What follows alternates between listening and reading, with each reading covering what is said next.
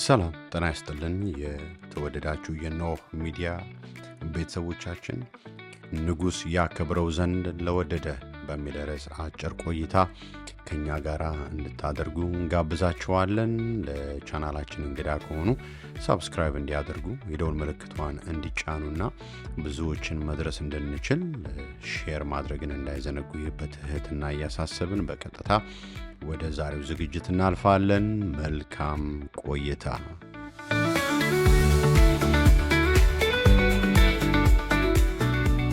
ንጉሥ ያከብረው ዘንድ ለወደደ እንዲህ ይደረግለታል። ይህ አባባል ያለው በአስቴር መጽሐፍ ምዕራፍ 6 ላይ ነው።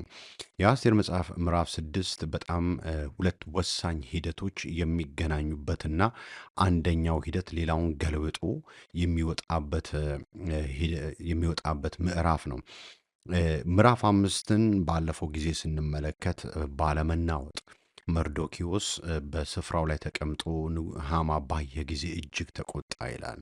ይሄ አለመናወጥ የሚለው ቃል በጣም የሚገርም ቃል ነው።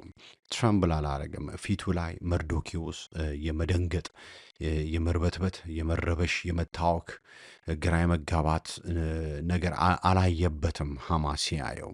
ምዕራፍ 5 ቁጥር 9 ላይ ያለ ቃል ነው። ሃማ ሲያየው ያለመነሳት ነው። በተቀመጠበት ሆኖ ልክ ከቤተ መንግስት ሃማ ሲወጣ መርዶኪዎስ በተቀመጠበት ቦታ ሆኖ ያለምንም ፍርሃት ያለምንም መታወክ ትረምብል ሳያደርግ ቀጥ ብሎ በእምነት በልበ ሙሉነት ሲያየው እጅግ ተቆጣ ይላል። ነገር ግን ሃማ ታግሶ ወደ ቤቱ እንደሄደ ከዛም ሚስቱን ሶዛራንና አንዳንድ ሽማግሌዎችን ጥበበኞችን ሰዎች ሰብስቦ የገጠመውን ነገር እንደነገራቸው እናያለን። ንጉሥ እንዴት እንዳከበረው፣ ምን ያህል ባለጠጋ እንደሆነ፣ በብዙ ልጆች የተከበበ ሰው፣ ብዙ ልጆች ያሉት ሰው እንደሆነ ሃማ ይተርክላቸዋል። በጣም በዚህ ኤምፓየር ውስጥ ከኔ በላይ ከፍ ከፍ ያለ ሰው የለም ይላል። ምዕራፍ 5ን ወደ መጨረሻው አካባቢ ስትመለከቱ ከቁጥር 11 ጀምራችሁ ብታነቡት ያንን ነው የሚነግራቸው። ከፍ ያልኩ ሰው ነኝ፣ ነገር ግን ይላል በዓይኔ ላይ እንደተሰካ እንጨት ሆኖ እየቆረቆረ ያስቸገረኝ መርዶኪዎስ የሚባለው ሰውዬ ነው። እሱም ባየው ጊዜ ይህ ሁሉ ነገር ለመኔ እላለሁ፣ ገንዘቡ ለመኔ፣ ክብር ለመኔ እላለሁ። ልጆች አሉኝ፣ ግን እነሱ ራሳቸው የሚሰጡኝ ደስታ ባዶ ይሆንብኛል። መርዶኪዎስን ካላጠፋው አላርፍም አይነት በልቡ በቃ የጥላቻ የበቀል የግድያ የማጥፋት ነገር እየነደደበት ሃማ ለሚስቱና ለወዳጆቹ ይነግራቸዋል። በዛ ጊዜ ሚስቱ አንድ ሀሳብ ታመጣለታለች። እዚህ እኮ እንጨት አለ 50 ክንድ የሆነ፣ ለምን እዛ ላይ መርዶኪዎስን አትገለውም? ነገም ደግሞ ንግስቲቱ አስቴር ወደ ጠራች ግብዣ ደስ ብሎ ትገባለ ብላ ስትመክሩ ደስ ይለው እና ከዛ በኋላ ያንን ነገር ለማስፈጸም ወደ ቤተ መንግስት ይሄዳል። አሁን ምዕራፍ 6 ጋር ደረሰን ማለት ነው። ወደ ቤተ መንግስት ሄዶ የሆነ አዳራሽ ውስጥ ይቀመጣል። ሃማ ማለት ነው። ንጉሱን ሊጠይቅ የመርዶኪዎስን ነፍስ እንዲሰጠው ንጉሱን ለመጠየቅ የሆነ አዳራሽ ውስጥ ገብቶ ይቀመጣል። ንጉሱ ደግሞ መሽቷል፣ እንቅልፍ ሰዓት ደርሷል፣ ሊተኛ አልጋው ላይ ወጥቷል። ነገር ግን እንዲሁ ይገላበጣል፣ መተኛት አልቻለም። መጽሐፍ ቅዱስ ሲናገር በዛች ሌሊት እንቅልፍ ከንጉሱ ሸሸ፣ የዘመኑንም ታሪክ መጽሐፍ ያመጡ ዘንድ አዘዘ፣ በንጉሱም ፊት ተነበበ ይላል። በቃ መገላበጥ ሆነ። ምን ያርግ? ብድግ አለ። እስቲ የዘመኑን ታሪክ መጽሐፍ አምጡልኝና አንብቡት ተባለ። የሚገርመው ይሄ የዘመን ታሪክ መጽሐፍ እንደ ጀርናል ነገር ነው። ምን እንደገጠመው፣ አስተዳደር ውስጥ ምን እንደተሰራ፣ በዛን ወር በዛን ወቅት ምን ሂደቶች እንደተፈጸሙ፣ አዳዲስ ነገሮች ካሉ እንደዚህ የሚመዘገብበት እንደ ጀርናል አይነት ነገር ነው እና እሱ ሲነበብ አንድ ነገር ተገኘ። ባይ ዘ ወይ ብዙ ሰዎች በቃ ምንድነው ይሄ ሰውዬ ለምንድን ነው ያልተኛው ብለው እንቅልፍ የከለከለው ምንድን ነው ብለው ተወያይተውበታል፣ ተነጋግረውበታል። አንዳንዶቹ የአስቴር ግብዣ አሳስቦት ነው። ምን ልጠይቀኝ ብላ ነው ከመንግስት እኩሌታ እንኳን ሳይቀር ልስጥ ስላት ወደ ግብዣ ካልመጣ ሌላ ነገር ልመና የለኝም ብላ አስቴር ሙጭጭ ያለችው ምን አስባ ነው የሚል አንድ ነገር በውስጡ እየተብሰለሰለ ነበር ይላሉ። ሌሎች ደግሞ መለኮት ነው፣ በቃ እግዚአብሔር ጣልቃ ገብቶ እንቅልፍ ከለከለው፣ ይህን የታሪክ መጽሐፍ እንዲያነብ ሆነ፣ እግዚአብሔር ወደዛ ወሰደው፣ ከዛ በኋላ ነው ነገሮች የተገለባበጡት ብለው ያስተምራሉ። ኢዘር ወይ ይሄ ሰውዬ መተኛት አልቻለም። ሲገላበጥ ነው ያመሸው። ታሪኩን አወጡ። ከዛ በኋላ ተነበበለት። ሲነበብ አንድ ነገር ያገኛል። እዛ ቦታ ላይ ያገኘው ምንድን ነው? ደጁን ከሚጠብቁ ከንጉሱ ጃንደረቦች ሁለቱ ገበታና ታራ እጃቸውን በንጉሱ በአርጤክስስ ላይ ያነሱ ዘንድ እንደፈለጉ መርዶኪዎስ እንደነገረው ተጽፎ ተገኘ ይላል። ይሄ ነገር ያለው ምዕራፍ 2 ላይ ነው። ምዕራፍ 2 ላይ መርዶኪዎስ ንጉሱ ሁለቱ ታራና ገበታ የተባሉት ሁለቱ የንጉሱ ጃንደረቦች ንጉሱን ለመግደል አስበው ፕላን ሲያወጡ ተገለጠለት ይላል መጽሐፍ ቅዱስ። ተገለጠለት ይላል። በዚያም ወራት መርዶኪዎስ በንጉሱ በር ተቀምጦ ሳለ ምዕራፍ 2 ነው። ከቁጥር 21 ጀምሬ እያነበብኩላችሁ ነው። ደጁን ከሚጠብቁት ከንጉሱ ጃንደረቦች ሁለቱ ገበታና ታራ ተቆጡ፣ እጃቸውን በንጉሱ በአርጤክስስ ላይ ያነሱ ዘንድ ፈለጉ። ነገሩም ለመርዶኪዎስ ተገለጠ። እርሱም ለንግስቲቱ ለአስቴር ነገራት። አስቴርም በመርዶኪዎስ ስም ለንጉሱ ነገረች። ነገሩም ተመረመረ፣ እንዲሆኑ ተገኘ። ሁለቱም በዛፍ ላይ ተሰቀሉ። ያም በንጉሱ ፊት በታሪክ መጽሐፍ ተጻፈ። በማን ፊት? በንጉሱ ፊት በታሪክ መጽሐፍ ምን አለ ይላል? ተጻፈ ብሎ ይናገራል። የሚገርም ታሪክ ነው። መርዶኪዎስ ያደረገው ነገር የሚገርም ታሪክ ነው። እነዚህ ሰዎች ሊገሉት ብለው ንጉሱን እንዳዳነና ያ ነገር በታሪክ መጽሐፍ እንደተጻፈ ይናገራል። ነገር ግን ለመርዶኪዎስ ማንም መጥቶ ታንኪዩ ይህንን ነገር ስለሰራ ይሄ ይገባሃል፣ እስቲ አትሊስት ይችን መኪና እንካ፣ ንጉስም ያህል ነገር ነው ያተረፍከው፣ በጣም ትልቅ ባለስልጣን ነው ያተረፍከው፣ እዚህ ቤት ውስጥ በቃ ኑር ሸልመንሃል ምናም ብለው ማንም መጥቶ ሳንቲም፣ ማንም መጥቶ ቁሳቁስ፣ እቃ ምንም አይነት ሽልማት ኢቭን ደብዳቤ እንኳን ሬኮግኒሽን እንኳን አልተሰጠውም። ብቻ አስቴር በመርዶኪዎስ ስም ይህን ነገር ተናግራ ንጉሱ ከሞት ያመልጣል። በንጉሱ ፊት በታሪክ ተጽፎ ይቀመጣል። ሄደና ምዕራፍ 6 ጋር ሲመጣ ንጉሱ እንቅልፍ ሲያጣ ሲያነብ ይሄ ነገር መርዶኪዎስ ምን ተደርጎለታል አለ። አይገርማችሁም? ምን ተደርጎለታል? ብላቴኖቹ ምን አሉ ይላል? ምንም አልተደረገለትም። ምንም አልተደረገለትም ሲል ብድግ አለ። በአዳራሹ ማን አለ ይላል? ቅድም እንደተነጋገር ነው። አዳራሽ ውስጥ ደግሞ የመርዶኪዎስን ነፍስ ፈልጎ ሊገድል አሰብስፎ የመጣ ሐማ የተባለ ነፍሰ ገዳይ፣ ሴረኛ፣ ሰልፍ ራሱን የሚወድ አደገኛ ሰው አዳራሽ ውስጥ ተቀምጠዋል። ግባ በሉት ይባልና ይገባል። ብላቴኖቹ ምንም አልተደረገለትም አሉ። ንጉሱም በአዳራሹ ማን አለ አለ። ሐማ ባዘጋጀው ግንድ ላይ መርዶኪዎስን ለማሰቀል ለንጉሱ ይናገር ዘንድ ወደ ንጉሱ ወደ ውጭኛው አዳራሽ ገብቶ ነበረ። የንጉሱም ብላቴኖች እንሆ ሐማ በአዳራሹ ቆሟል አሉት። ንጉሱም ይግባ አለ ይላል። አስገቡት። ሐማ ግባ ተባለ። ንጉሥ ይፈልጋል ተባለ። እሱ ደም ፈልጎ ነው የመጣው፣ ሊገድል ነው የመጣው። መርዶኪዎስ ይሰጠኝ ላጥፋው ሊል ነው የመጣው። ንጉሱ ደግሞ እየተጣደፈ ለመርዶኪዎስ ምን መልካም ነገር ተደርጎለታል እያለ ሁለት በቃ ሊገናኙ የማይችሉ ዓለሞች በዛ ሌሊት በዛች ደቂቃ the same time እዛ ጋር ኮላይድ ሲያደርጉ ታያላችሁ። በጣም የሚገርም ነው። የሚገርመው ምዕራፍ 2 ላይ መርዶኪዎስ ምንም ኮምፕሌን አላደርግም። እነዚህ ሰዎች እንደ ውለታ ቢሶች፣ በእውነት ብዙ ነገር አድርጌ ይህንን የሚያክል ትልቅ ነገር ነግሬያቸው እንዲት አንዲት ብጣሽ ወረቀት ደብዳቤ እንኳን ጽፈው ከፍየል ጋር እንኳን ጥሩ ነገር ነው ያረከው ብለው እንኳን እንዴት አልሰጡኝም ብሎ ኮምፕሌን ሲያደርግ አታዩትም? ዝም ነው የተባለው። እሱም ዝም አለ፣ እነሱም ዝም አሉ፣ ሰማይም ዝም አለ። እዚህ ጋር ሲመጣ አሁን ንጉሱና ሐማ በአንድ ሰው ነፍስ ላይ አንድ ነገር ሊያደርጉ ሁለቱም ከተለያየ ነገር ጋር ቆመዋል፣ ተገናኝተዋል። ጥያቄ ጠይቃል ንጉሱ፣ ሐማን ይጠይቀዋል። ሐማ ንጉሥ ያከብረው ዘንድ ለሚወደው ሰው ምን ይደረግለታል አለው። ሐማ በልቡ ንጉሥ ከኔ ይልቅ ማንን ያከብር ዘንድ ይወዳል ይላል። በጣም የሚገርም ሰው ነው። ሴረኛ፣ የመጨረሻ ሰልፍሽ፣ ራስ ወዳድ፣ ቂመኛ፣ በጥላቻ ያበደ ክፉ ሰው ነው ሐማ። ከኔ ይልቅ ንጉሥ ማን ሊያከብረው ማን አለው ከኔ በላይ ከፍ ሊያደርገው የሚችለው ማን አለው ብሎ አሰበ ይላል። ስለ ራሱ አሰበ። ስለ ራሱ ሲያስብ አንድ ነገር ይነግሯል። ታዲያ ምን ይደረግለታል ብሎ ሲያስብ ንጉሥ ሆይ አለ፣ ንጉሥ ያከብረው ዘንድ ለወደደው ሰው እንዲደረግ ንጉሥ የለበሰው የክብር ልብስ፣ የንጉሥ የክብር ልብስ፣ ንጉሥ የተቀመጠበት ፈረስ ይምጣለት፣ የንጉሱም ዘውድ በራሱ ላይ ይደረግ፣ ልብሱንና ፈረሱንም ከንጉሡ አዛውንት በዋነኛው እጅ ያስረክቡት። ንጉሡም ያከብረው ዘንድ የሚወደውን ሰው ያልብሱት፣ በፈረሱም ላይ ያስቀምጡት፣ በከተማይቱም አደባባይ ያሳልፉት። በፊቱም ንጉሥ ያከብረው ዘንድ ለሚወደው ሰው እንዲደረግለታል ተብሎ አዋጅ ይነገር አለ። የሚገርም ነው። የሌለ ከፍታ ነው ሐማ የጠየቀው። በቃ ጫፍ ላይ እንደውም በጣም ከሚገርመኝ ንጉሱ ያከበሩ በንጉሱ ዘንድ ያለው የሽማግሌዎች በቃ ዋናው የሴኔት ሰብሳቢው በሉት ምን ብቻ ጥግ የፓወር ጥግ ያ ሰውዬ መጥቶ እሱ ራሱ ካባውንና ፈረሱን ልብሱን ያስረክቡት በሱ እጅ ይስጡት ማለት ፓወር ትራንስፈር ነው እዚህ ጋር እያወራ ያለው ሐማ።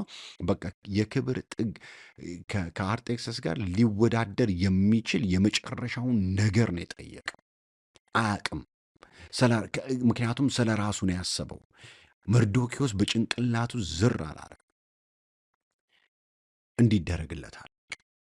ንጉሱም አዋጅ ይነገር ንጉሥ ያከብረው ዘንድ ለሚወደው እየተባለ እንዲደረግለታል የሚል አዋጅ ይታወጅ። በከተማው ሁሉ በቃ ለሕዝቡ ሁሉ ይታይ። ይሄ ሰው በቃ ዓለም ይወቅለት። የማያውቀው የማያየው ሰው አይኑር። እንደውም አዋጅ እኮ ነው። አዋጅ ይታወጅ። ለግድያም አዋጅ፣ ለሆዱም አዋጅ ነው ያሳወጀው ሐማ ማለት። የሚገርም ነው። በል አለው ንጉሡም ሐማን ፍጠን፣ እንደተናገርከው ልብሱን ፈረሱን ውሰድ፣ ንጉሡም በር ለሚቀመጠው ለመርዶኪዎስ እንዲሁ አድርግለት፣ ከተናገርከው ሁሉ ምንም አይቅር አለው ይላል። አሁን ሐማ ሰማይና ምድር ነው የተምታታበት፣ ሰማይን የተደፋበት፣ ጆሮውን ጭው የሚያደርግ ነገር ነው የሰማው። በቃ ክምብል ነው ያለበት። ትልቅ ራስ ምታት አናቱን ፍልጥ ነው ያደረገው። አይኑ ሲቀላ፣ ከንፈሩ ሲንቀጠቀጥ፣ እጁ ሲንቀጠቀጥ ሲያለበው ትመለከት። መሬት ተሰንጥቃ ብትውጠው ደስ ባለው። እሱ እኮ የመርዶኪዎስን ነፍስ ከንጉሥ እጅ ለመቀበል የመጣ ሰውዬ እንዲሁም ጭራሽ ነገሩ ተገልብጦ አንተው ራሰ የሽማግሌዎች ዋና እኔ ኤምፓየር ውስጥ በጣም ፓወርፉል የሆንከው ሰውዬ መርዶኪዎስ አንተው ራሴ ሄደ ንጉሱን የለበሰውን የክብር ልብስ ዘውዱን ፈረሱን ለማን ስጠው? ለመርዶኪዎስ ስጠው። እሱ ብቻ ሳይሆን ልክ አንተ እንዳልከው ንጉሥ ያከብረው ዘንድ ለሚወደው እንዲደረግለታል የሚለውን አዋጅ በከተማ መሃል አያወጅክ። ይህን ሰውዬ ለሕዝብ ሁሉ እንዲታይ አድርገው ካባውን አለብሰው ብሎ አንዲት ከተናገርከው ነገር እንዳታስቀር ብሎ ንጉሱ ለቀቀበት። ምን ያህል ለሁለት እንደሰነጠቀው አያችሁ? ምን ያህል ሰማይ እንደተደፋበት፣ መሬት ክምብል እንዳለ ግልብጥብጡ እንደወጣበት፣ ነገር እንደተምታታበት፣ እንደዞረበት ሳያቅለሸልሸው አይቀርም። ማይግሬን ሳይዘው አይቀርም። ድንግጥግጡ ነው የወጣው ሐማ። በቃ ተመታ። ብብ አድርጎ ነው አናቱን ነው ያለው። የሚገርም ነገር ነው የሆነው።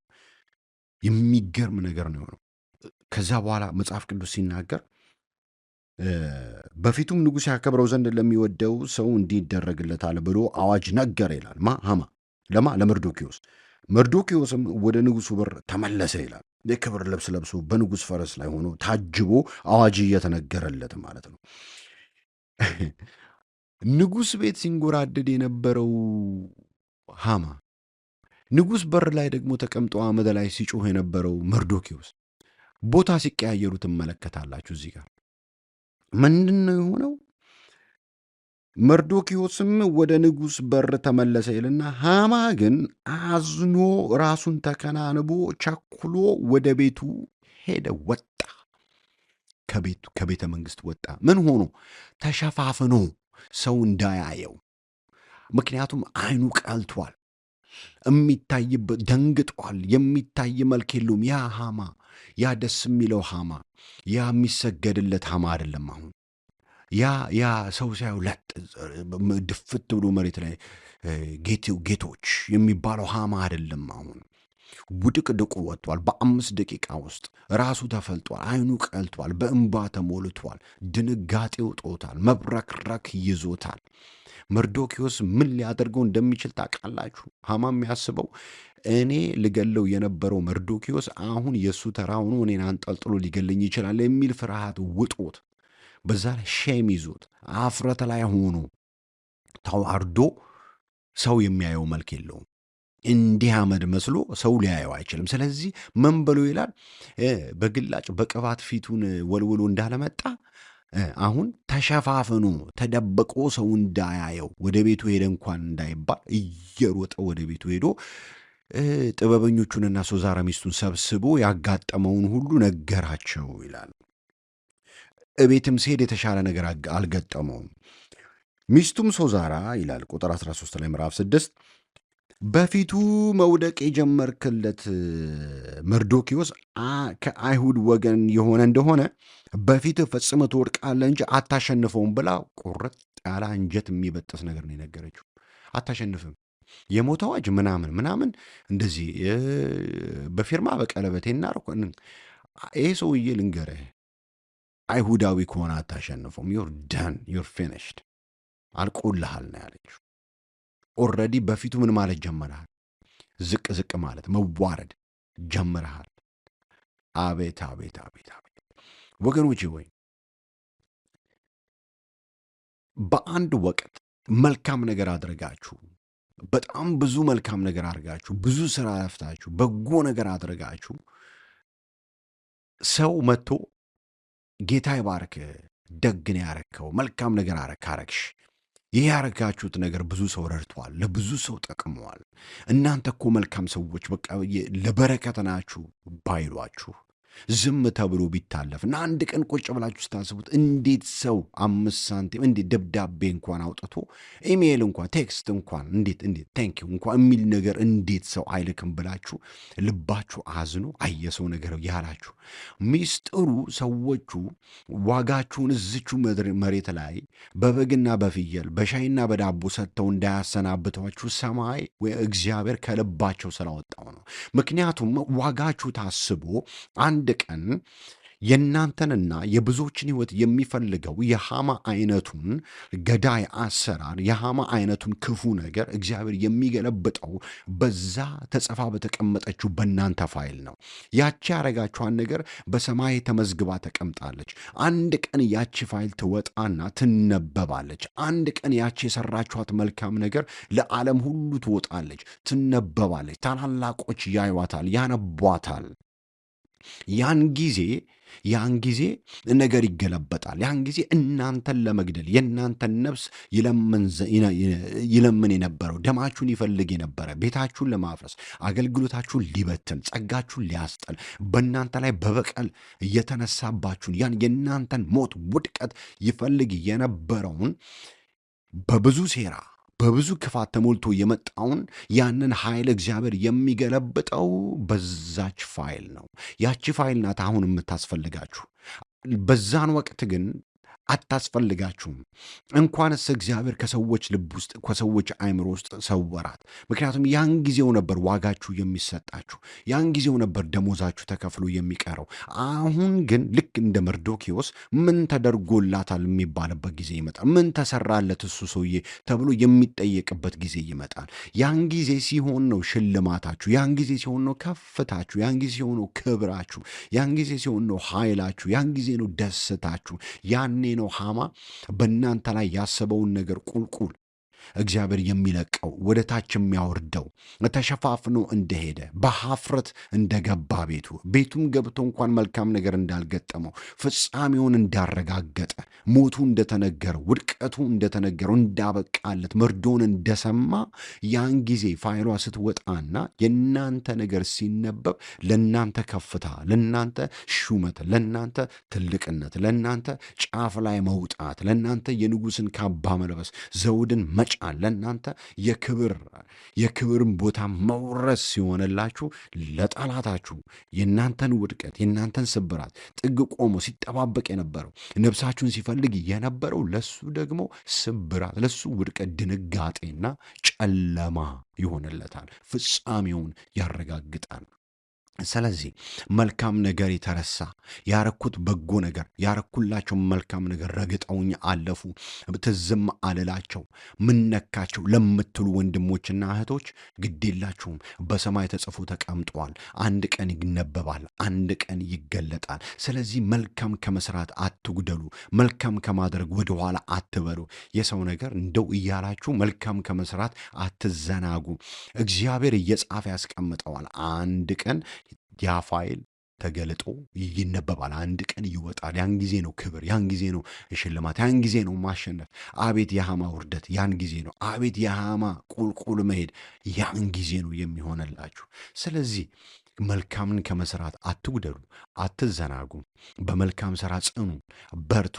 ልክ መርዶኪዎስ ከፍ ከፍ እንዳለ ከአመድ ላይ እንደተነሳ ሃማ ወደ አመዱ እንደወረደ ወደ ታች ቁልቁል እንደተሰደደ እናንተና ሃማ ቦታ የምትለዋወጡት ያን ጊዜ ነውና ከመልካም ሥራ ፈጽማችሁ አትጉደሉ።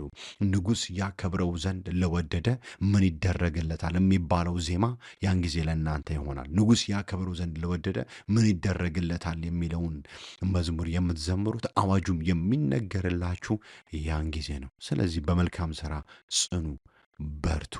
በዚህ ቃል በዚህ መልእክት ተጽናንታችኋል ብዬ ተስፋ አደርጋለሁ። አብሬያችሁ የነበርኩት ወንድማችሁ መሐሪ ነኝ። በሚቀጥለው ጊዜ በሌላ ዝግጅት እስክንገናኝ ደህና ቆዩልኝ።